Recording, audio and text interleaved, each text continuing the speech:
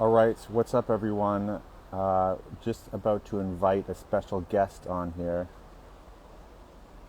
to do a podcast live from Ottawa. So he is in Ottawa, and we're going to talk about what's really going on there.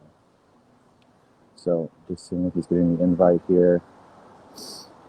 So obviously, if you've been paying attention to what's going on, um, Canada is crumbling, and I've got a connection out there who's in Ottawa. He's actually filming a documentary and doing a whole production about all this. So I'm just inviting him on here. I haven't done a live in forever.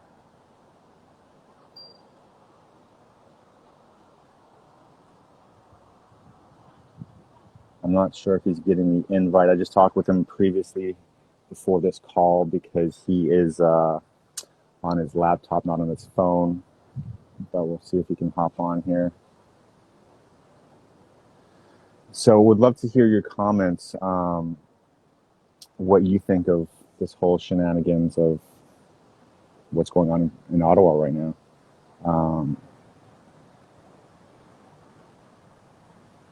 I just got a notification from Instagram about something. Alexander, are you with me?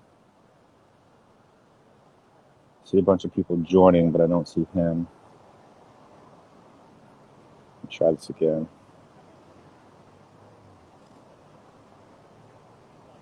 Yeah, you know what? I don't think I can do this on Instagram because he's on his laptop. Oh, are you there? Yeah. Alexander, are you with me? Oh, cool, man. 1 second there. I'm going to turn this off from my laptop. All right. We're good to go there. I'm still on my data, so if we do cut out, that's what happened. I'm not just leaving you.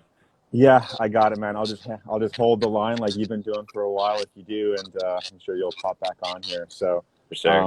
First of all, man, just thanks for what you're doing. Like, I really acknowledge you for just. I mean, if I could get to Ottawa, I'd be there, but circumstances are I what feel they like a are lot of people because. are like that, honestly, man. People want to be out here, but it's hard to even get in at this point. Well, it's not even that. It's like if you. I mean, I just escaped Canada right before the mandates to go down to Mexico, and then I was down there for 2.5 months, and I had to like sneak my way back in here, and now I can't travel. So I can't even imagine what that would be like, honestly. it's insane, man. Well, Yeah. especially for someone like me that travels so much, man. Like, I mean, Mm. I've been doing it for 10 years, pretty much nonstop. So, but this is about you and kind of what's going on there in Ottawa. So you've been there for how long? And you and your team are producing a documentary and Mhm. filming all the footage about what's really going on, not like this stupid BBC reporting. news that's just like the total opposite of what's really happening there. So I'd love to just hear you share what you want to share, man.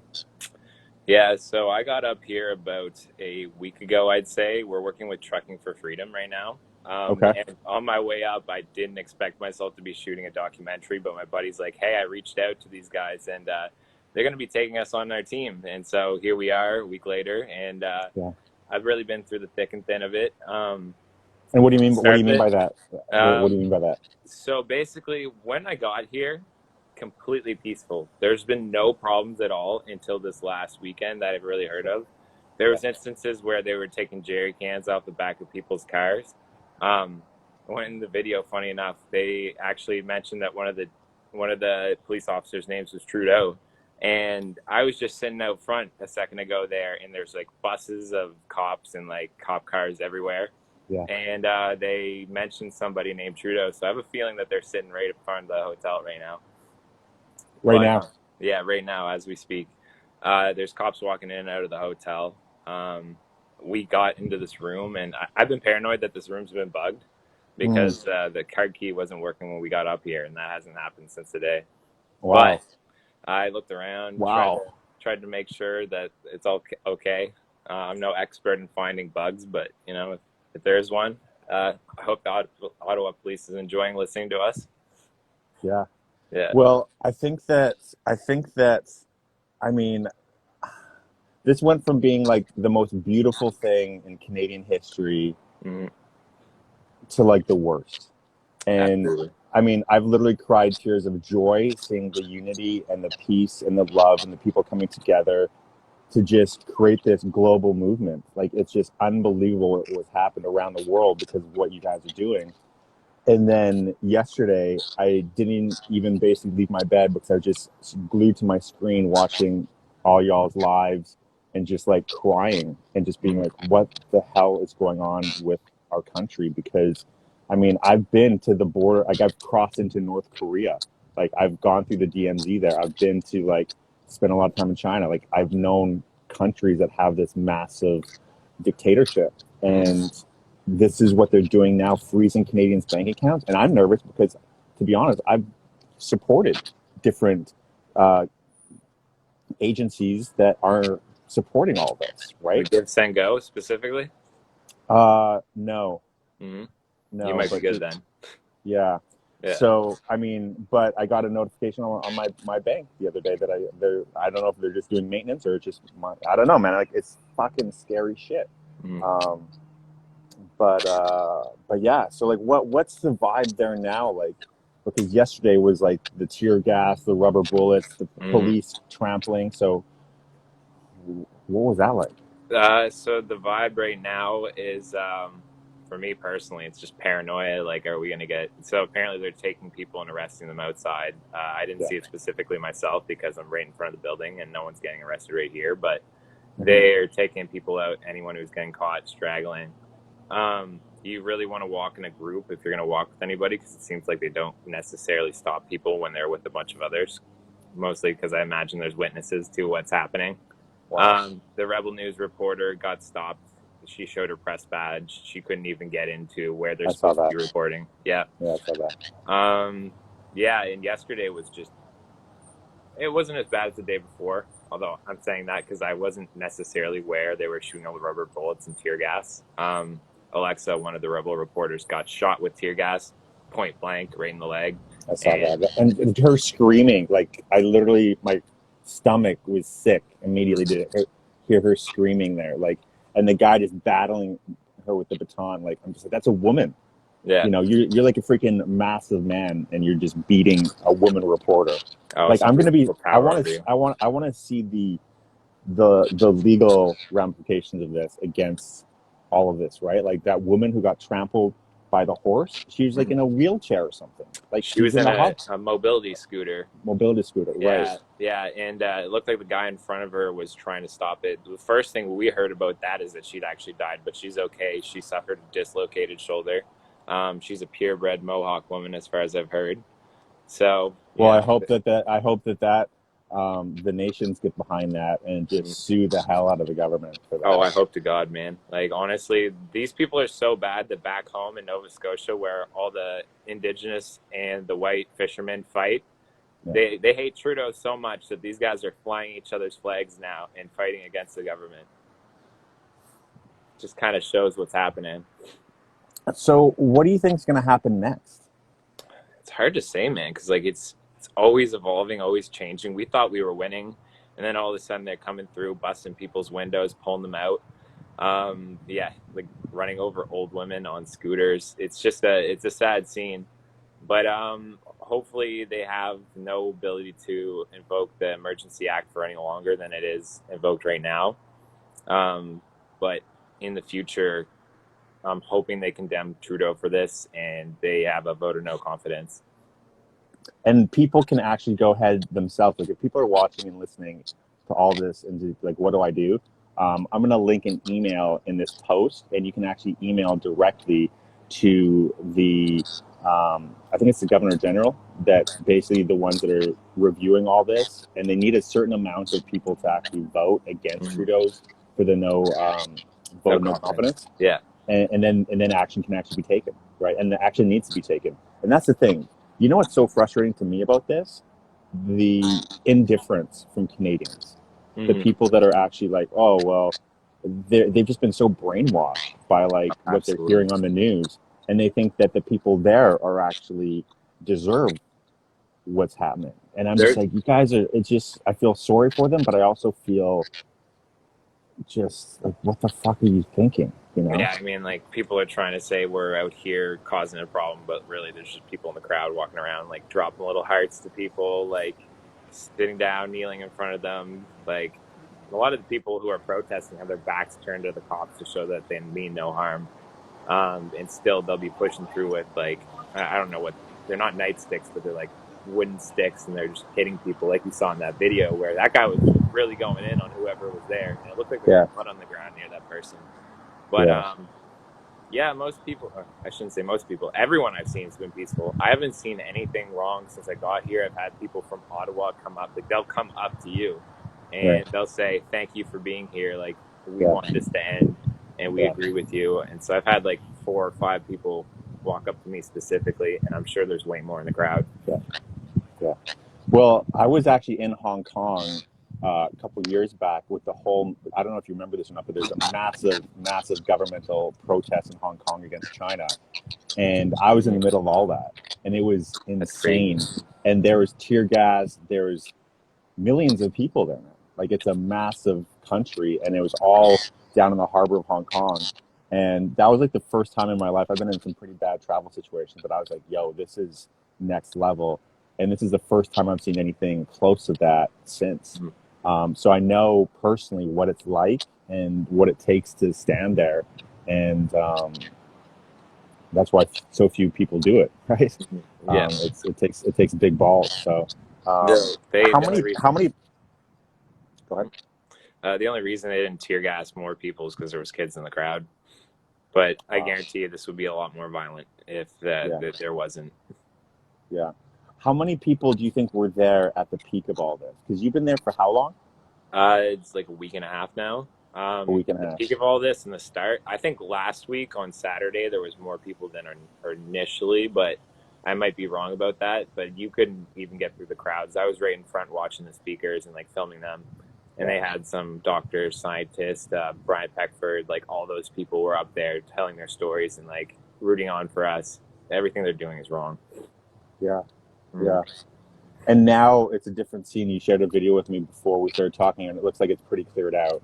Yeah. Oh, yeah. The trucks are all gone. People left on their own. Like, we actually told the truckers to go home because it's just becoming more dangerous than it's worth. But there's a possibility they might regroup in different places. We'll see. Yeah. Overall, though, yeah, it got pretty dangerous and people needed to leave.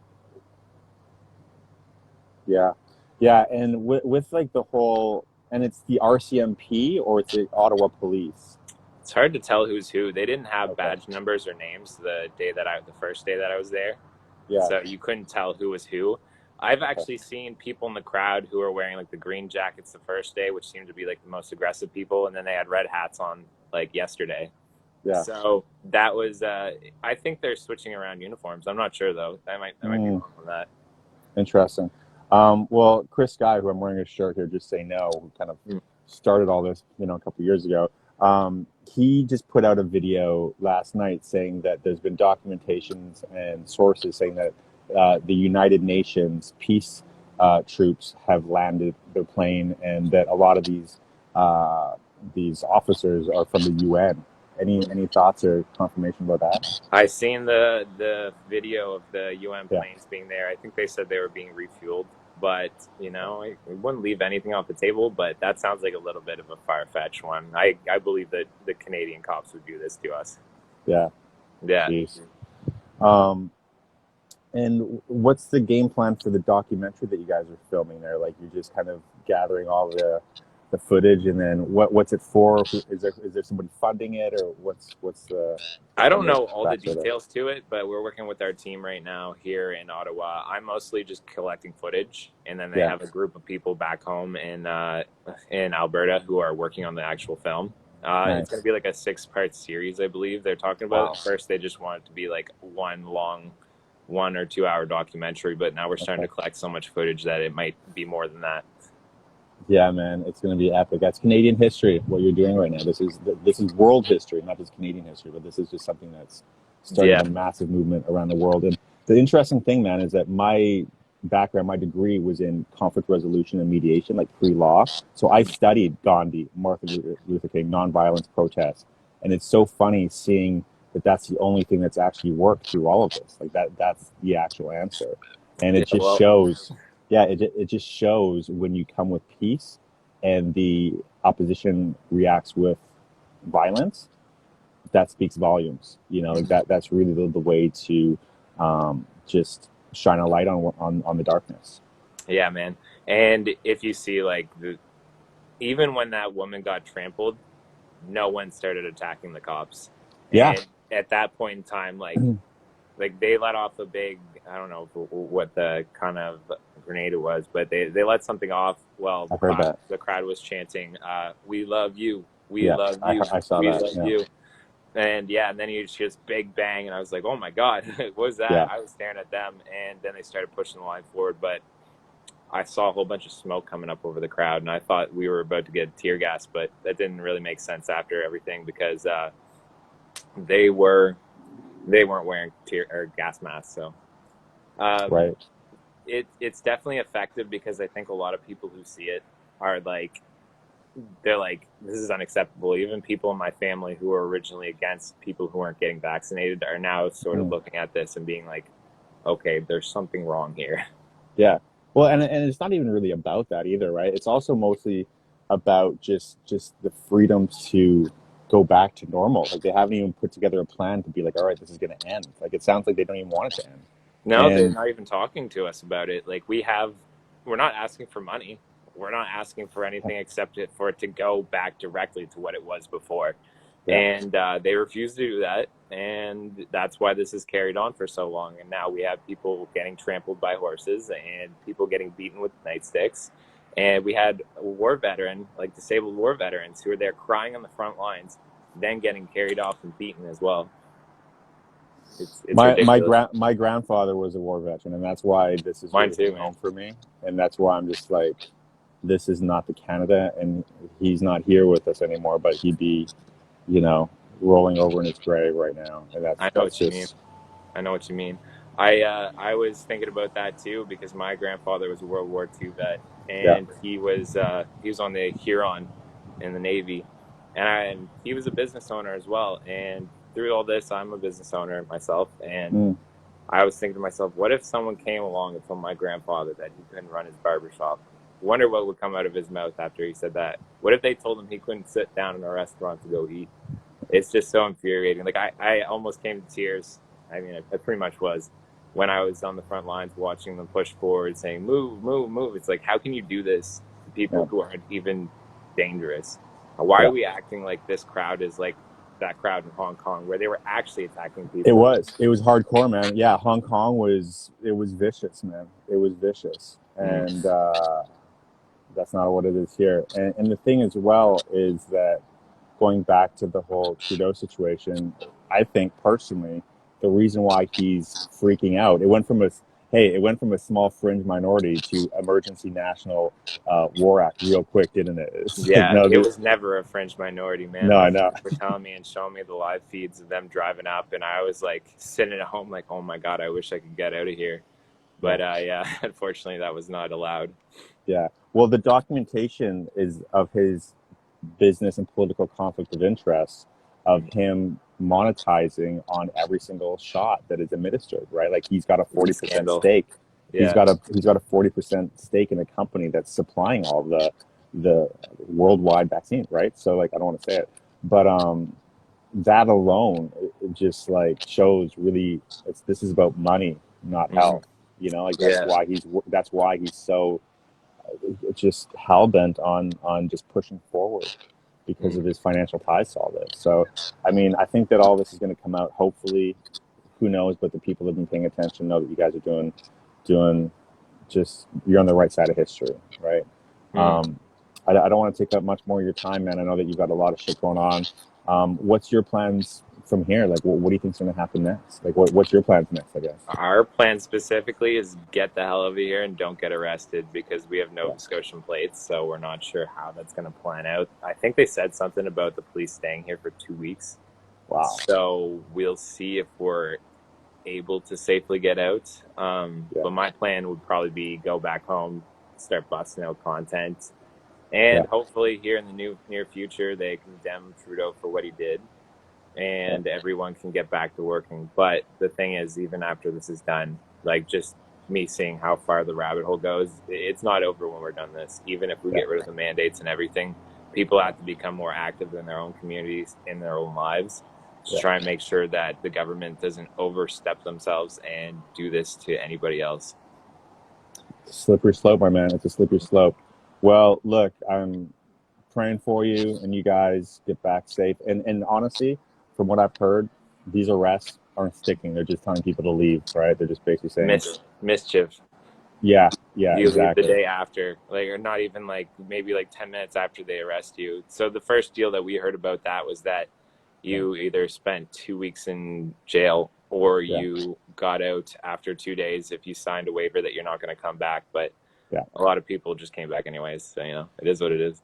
Well, I think the scary thing outside of that, obviously, that's scary. I mean, I've had some um, thoughts about just the fact that they're taking people's bank accounts. Like, have you heard much about people there that have actually had it? Like, I know that I've Oh, seen a yeah. few videos of people, but like, what kind of numbers are you hearing of people that can't?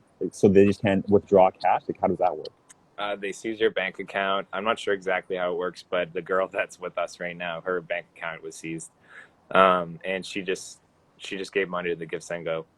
And that's it. That's all she did. Me, probably, we're gonna have our bank account seized. I'm pretty sure of that, but it hasn't Just for happened yet. just for being there? Filming, reporting. They said that they'll arrest reporters and everything. Like, that was a statement from the Ottawa police. So they're willing to do a lot of things in the wrong way. It's People that are ridiculous, man. people that are there filming and reporting that aren't Mm-hmm. even part of the protest. Just like, wow. Yeah, like you saw, like the Rebel News reporter couldn't even get in to go and investigate. He showed her, or she showed Yeah, him the press the badge, and he pass. said, Yeah, "How can I validate this is real?" It's like, yeah, you know who this person is. yeah, Like, you've yeah. seen her all week. She's been there. The face is very familiar to everyone. Right. Yeah. And maybe just to wrap this up, speak about that. Like, what's the community been like there? Like the bonds, the relationships, the networking. Like, it seems like it's just been a massive family gathering. Yeah. And what's the plan to stay in touch with people after this? Like, I'm just wondering. I mean, these relationships, it's not just going to end here, right? Mhm. So a lot of the people I didn't get to know too well who are on the ground, like, if Okay. you see everybody, they're joyous. Like, they're just walking around, hugging officers, hugging people, having conversations with the police. Really, the police seemed like they were on our side until, like, this started happening on the weekend. But Yeah. before that, you see people talking to the Ottawa police and laughing. And Yeah. I It think looks what like friendly. they did is they brought people from outside who didn't have a connection to the people who were here, because they knew how good Mm, people are. Yeah, yeah. yeah, and yeah. Overall, for the overall people here, though, like, I was standing next to a fire, just chatting up everybody. It's like when I was traveling to Thailand. Yeah. I saw You your know how video, man. you're, That was a dope video. Yeah. yeah, when you're in a hostel and you're just meeting people and you all have different backgrounds, you can spark up a conversation. Yeah. There's no problems. There's no hostility. You're not talking about the politics. You just want to get to know people. Yeah. That's what it was like with the people on the ground. And Yeah. then you'll have Ottawa citizens coming up to you saying, thank you for coming here and helping with this. We don't Right. think what's going on is right. Yeah. And my friend, actually, like, the cops don't like this either. My Yeah. Of friend got course. stopped at one of the checkpoints, and the officer said, "This is wrong. I don't agree with what's going on." But they're, just Got doing to their do it. job. Yeah. Mm.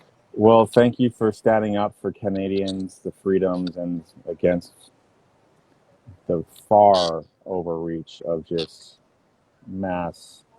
I don't even know what to call it. It's just Yeah. disgraceful, right? So, listen, man, I know that you guys are packing up and heading out. Let me know when the series drops. I'll definitely link to it. Yep. And yeah, man, just let me know if there's anything I can do on this side. All right. Sounds good, man. Thanks for having me on. Absolutely, man. Peace. Take it easy. Yeah. Bye. Bye bye.